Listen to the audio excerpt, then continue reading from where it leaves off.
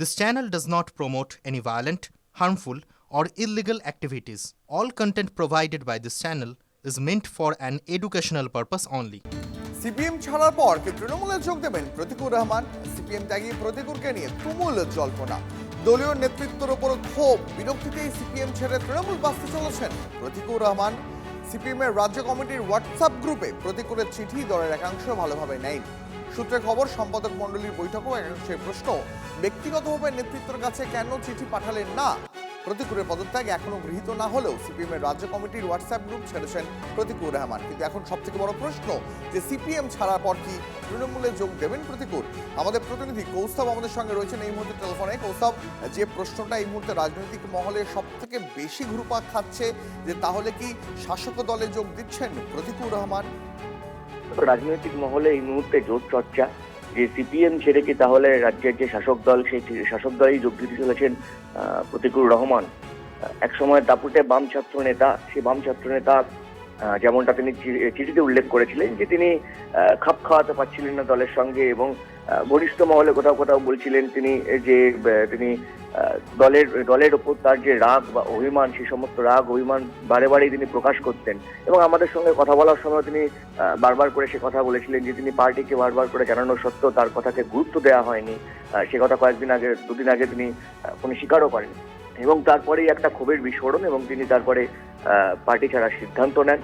কিন্তু এই মুহূর্তে রাজনৈতিক মহলে জোর জল্পনা যে তিনি হয়তো রাজ্যের যে শাসক দল তৃণমূল, সেই তৃণমূল কংগ্রেস তিনি যোগদান করতে পারেন। ইতিমধ্যে তার সঙ্গে বেশ কয়েকটি রাজনৈতিক দল যেমন যোগাযোগ করেছে, তার মধ্যে রাজ্যের শাসক দলও যোগাযোগ করেছে, এমনই খবর সূত্রের। এবং সবচেয়ে বড় কথা হচ্ছে প্রতিকুর রহমান কিন্তু সিপিএম এর রাজ্য কমিটির যে হোয়াটসঅ্যাপ গ্রুপ রয়েছে, সেই রাজ্য কমিটির হোয়াটসঅ্যাপ গ্রুপও তিনি লেফট করেছেন।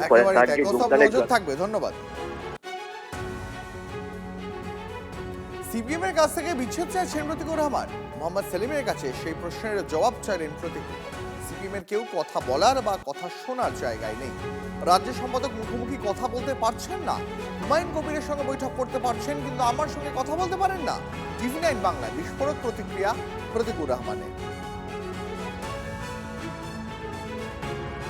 আমার যে পার্টি, আগের পার্টি যে পার্টি আমি করতাম, সেই পার্টির নেতৃত্ব আমার সঙ্গে কথা বলার বা কথা শোনার কোনো সদিচ্ছা দেখাননি আমি যাদেরকে অ্যাড্রেস করেছিলাম।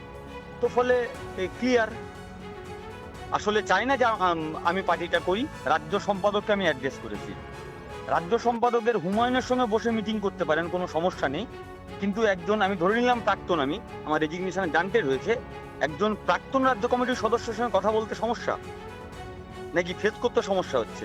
বলে দিন না। আমার গাড়ির শখ নেই, বাড়ির শখ নেই, অনেক এমএলএ এমপি হওয়ারও শখ নেই, আমার 4 চাকা গাড়িতে সেলিব্রিটি হওয়ারও কোনো শখ নেই, রাজ্য সম্পাদকের পরে ভাষণ দেওয়ারও আমার কোনো শখ নেই। আমার শখ গুটি কর্মীর সঙ্গে বসে মিটিং করবো, খিদে পেলে সংশ্লিষ্ট এলাকার নেতাকে বলবো, ভাই খিদে পেয়েছে, ঘুগনি মুড়ি কিনে দাও। আমি বলুক কবুল কবুল কবুল, নতুবা বলুক তালাক তালাক তালাক। কিছুই তো বলছেন না। মেনটেনেন্স দাবি করবো নাকি অন্য কোথাও বিয়ে করবো, সেটা তারপরে সিদ্ধান্ত। আগে তালাকটা দিতে হবে তো। একটাই বিষয় সেলিমদা, যে সেলিমদা একটা বিষয় সেলিমদা, সেলিমদা একটাই বিষয় সেলিমদা, ভিজুয়াল দিলাম বাবা। না কলা দেখাচ্ছেন কেন আপনি? ছাল দেখি। কলার ছাল কেন দেখাচ্ছেন? এটা ফেলবো। একটা প্রশ্ন করতে চেয়েছি, প্রশ্নের জন্য কলার ছাল দেখাবেন? ডান্স করতে পারিনি, সময় নেই বলে। এটা খেয়ে না সেলিমদা, একটা কথা আছে সেলিমদা, কোনো বিষয় নয়, কোনো সেলিমদা দেখুন প্রতিকুর রহমান কি করেন এখন, সেদিকে কিন্তু তাকিয়ে রয়েছে সিপিএম। তার সিদ্ধান্তের পরেই পরবর্তী সিদ্ধান্ত নেবে সিপিএম। গতকাল রাজ্য সম্পাদক মণ্ডলীর বৈঠকে অন্তত তেমনই আলোচনা হয়েছে বলেই সূত্রের দাবি। একই সঙ্গে স্থির হয়েছে প্রতিকুর রহমানকে আর বাড়তি গুরুত্ব দেওয়ার দরকার নেই। তার সঙ্গে সাযুজ্য রেখে দুদিনের রাজ্য কমিটির বৈঠক প্রতিকুর রহমানকে আমন্ত্রণ জানায়নি সিপিএম। যদিও আরেকটি অংশের দাবি, প্রতিকুর রহমান সরে দাঁড়ানোর কথা নিজের মুখেই বলেছেন, ফলে তাঁকে আর নতুন করে আমন্ত্রণ জানানোর কি আছে?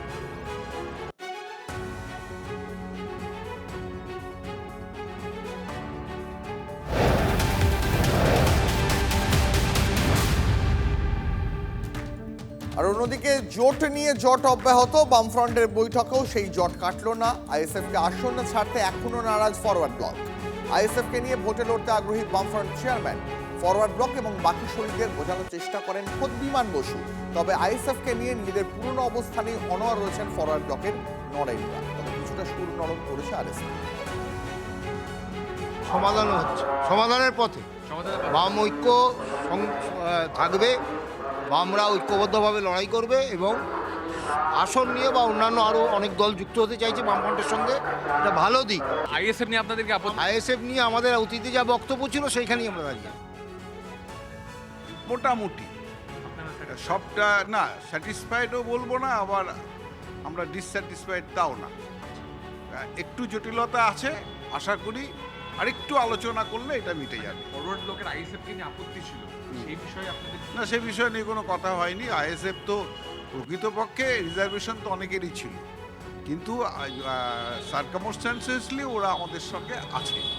লেফট ফ্রন্টে নেই, অ্যাসোসিয়েট হিসেবে আছে। আপনারা কি আইএসএফকে নিয়ে লড়তে চান? আইএসএফ যখন আছে তখন তো তাকে নিয়ে অস্বীকার করে লাভ নেই।